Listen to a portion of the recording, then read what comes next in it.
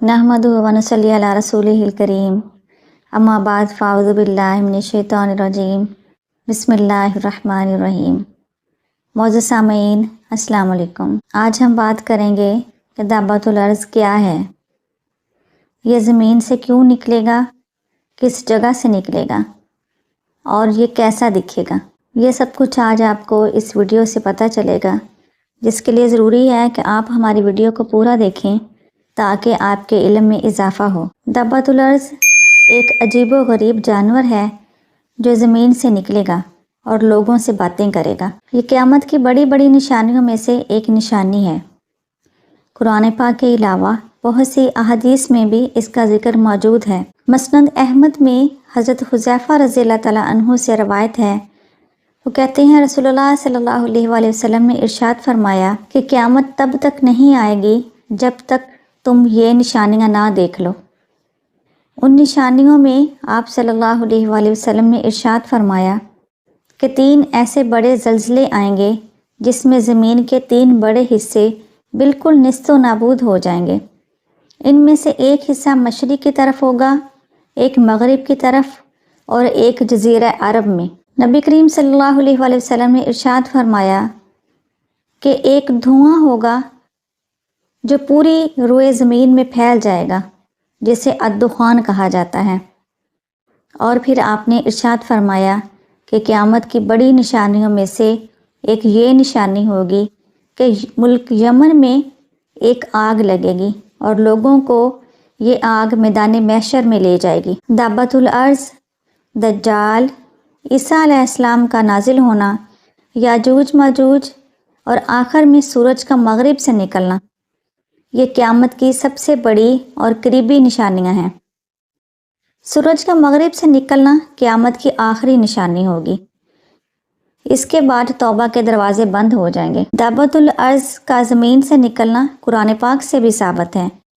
सूरह नमल आयत नंबर 82 में अल्लाह ताला ने इरशाद फरमाया, फ़इज़ा वक़अल क़ौलु अख़रजना लहुम दाब्बतुम मिनल अर्ज़ तुकल्लिमुहुम इन्नन्नास कानू बि आयातिना ला युक़िनून। और जब उन पर अजाब का वादा साबित हो जाएगा तो हम उन पर ज़मीन से एक जानवर निकालेंगे जो उनके साथ बातें करेगा। और ये इस वजह से है कि वो हमारी आयतों पर, हमारी निशानियों पर यकीन नहीं रखते थे। ये दाब्बतुल अर्ज़ एक जानवर होगा लेकिन लोगों के साथ बातें करेगा और कुरान पाक ने इस चीज़ की तस्दीक की है।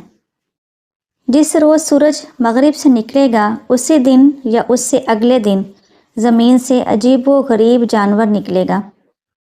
और जैसे सालेह अलैहिस्सलाम की ऊँटनी पहाड़ में से निकली थी, इसी तरह ये जानवर भी मक्का के पहाड़ कोहे सफ़ा से बाहर निकलेगा।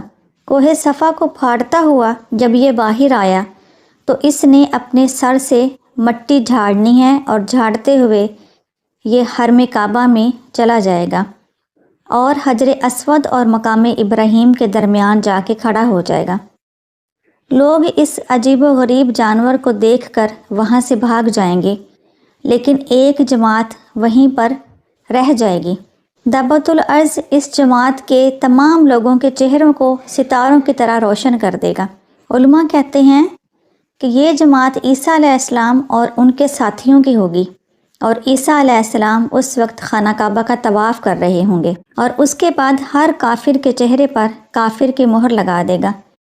कोई शख्स इससे बच नहीं सकेगा क्योंकि ये सब काफिरों और मोमिनों को जानता होगा। ये लोगों के साथ बातें करेगा और क़यामत की खबर सुनाएगा। जैसे अल्लाह ताला ने सूरह यासीन में इरशाद फरमाया, वमताज़ुल यौमा अय्युहल मुजरिमून, ऐ मुजरिमों अलग अलग हो जाओ।